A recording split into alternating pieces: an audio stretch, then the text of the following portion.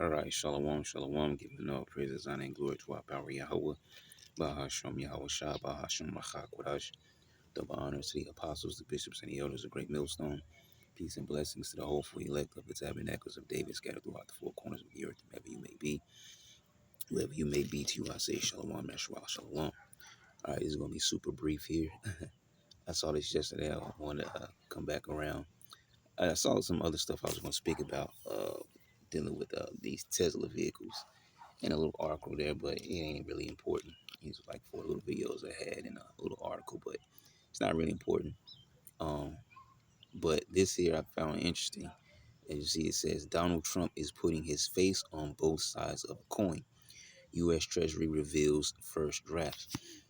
No fake news here. Treasurer Brandon Beach announced on social media. So there's the little coin thing right there, which would probably be a thumbnail. So Treasurer Brandon Beach announces a new coin featuring President Donald Trump on both sides. The reverse would feature an image of Trump after his assassination attempt, holding his fist in the air. Fight, fight, fight is written on the coin, which will be valued at $1. Okay, it's just so funny to hear, but this is real deal. That's what they're trying to do. The U.S. Treasury has drafted a $1 coin featuring President Donald Trump on both sides, man. Okay, and that was something else down here. Look at this.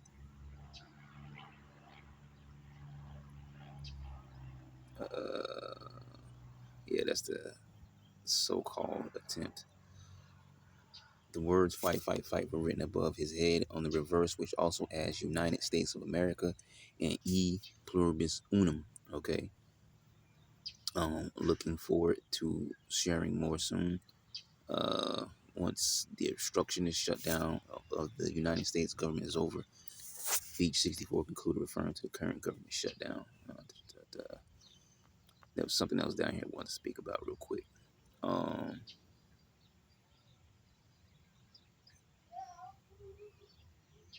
Yeah, let's go into the shutdown. Is it illegal for a coin to be issued with the image of a living, former or current president, or of any deceased former president during the second year period following the data of the death of that president, per a law on currency designs? So we're not getting to that. Here you go. So the coin could be slated for a 2026 release, per NBC News, under the Circulating Collectible Coin Redesign Act of 2020. Congress said the U.S. Treasury Department made mint for issuance during the one-year period beginning January 1st, 2026. $1 coins with designs emblematic of the U.S. Semi-Quincentennial for America's 250th anniversary. All right, so for America's 250th anniversary, okay, brothers, we're talking about the average lifespan of an average empire, okay, which is around that of 250 years, and by next year you're going into year 250, dealing with Babylon the Great. And I don't care about all this. So I'm gonna drop this and let's go over here real quick. Let's see if we can get okay, where's my clipboard? On my side by side Emperor Nero and Donald Trump.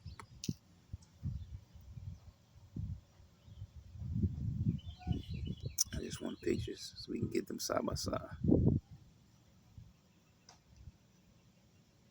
Look, check this out.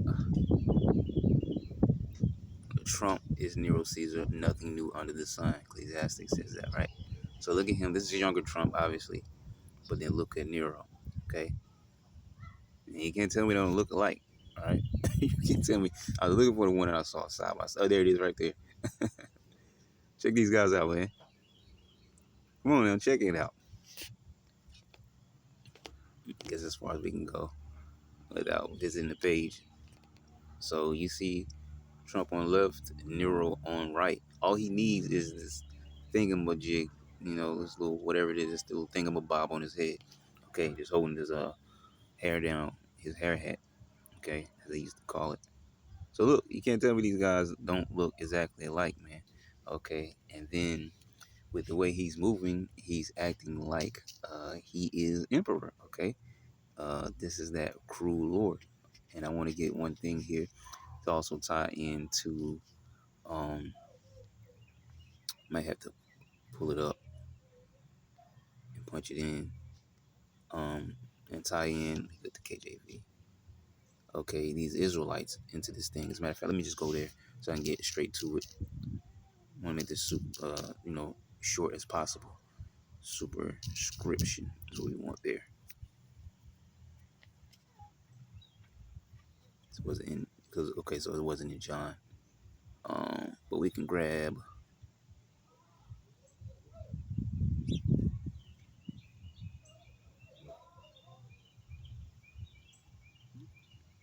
20 and 23. So we can just grab Matthew 22 and check out this account here.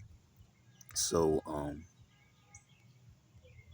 so this is where we tie this in with now the whole coin thing. That was one thing. We're about to move and shift for a second, but still the energy is on DJ Nero here. Okay. So let's start right here on the screen. Matthew 22 and 15. Then went the Pharisees into the council how they might entangle him in his talk. And he's talking about Yahushua, that is. And they sent out unto him their disciples with the Herodians, which the Herodians, were Edomites. Okay. And then Herod had his own like personal army and stuff like that. Okay. Saying, Master, we know that thou art true and teachest the way of the Most High in truth. Neither carest thou for any man, for thou regardest not the person of men. Tell us therefore, what thinkest thou? Is it lawful to give tribute unto Caesar or not? But Yahushua perceived their wickedness and said, Why tempt ye me, ye hypocrites? Shew me the tribute money. And they brought unto him a penny.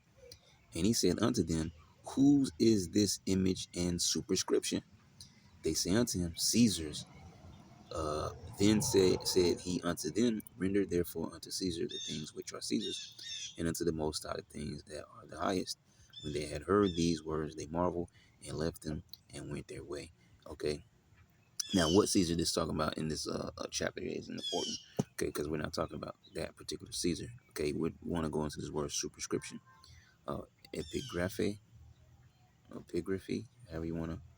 Okay, superscription. So it says an inscription, a title in the New Testament of an inscription in black letters upon a white tablet of the inscription on a coin. Okay, and we see this man is acting as the cruel lord. He's acting as emperor. He's acting as a Caesar. Okay, that's what the elites had planned for him to do, to bring down this current, state of Babylon the Great, so they can continue ushering in their ultimate plan, their new world order, their agenda. Okay, I don't think there's anything else we need here to write upon the scribe, metaphorically to write upon the mind. All right, so you're gonna have, well, actually, we really didn't have to tie it in with Israel, but the reason why is because the verses that we were reading. But you're gonna have these Israelites that are going to be okay with this system that they're pushing. They're going to be okay with the digital. They want, if you offer them the UBI, they're definitely going to take it. Especially with this, which we don't know how long this government shutdown thing ago. But let's just say it goes on for a way prolonged time. Okay, you're gonna have a lot of jobs lost, a lot of benefits. They're not gonna be turning up. For people. And let's say Esau was to offer the UBI, that'd be a perfect segue into the CHIP, to the Karagma, because with the UBI, okay, you have to, you're gonna have to join yourself to their system. Okay, and they're gonna probably push you to have some kind of digital confirmation there. Okay, and then if you want to continue getting your UBI, they're going to tell you, well, hey, you got to take our device. And then, hey, that's it. That's all they need. And they're going to catch a lot of people off guard like that, because they're not looking for, Yahweh Shalom Shah to bring in, usher in a new world, a new kingdom. They're looking for this kingdom to continue on and be prolonged. So when that UBI comes along, if it comes along, which it probably will, you're going to have a lot of Israelites to take. We don't care about the rest of the nation. You're going to have a lot of Israelites to go along with the system.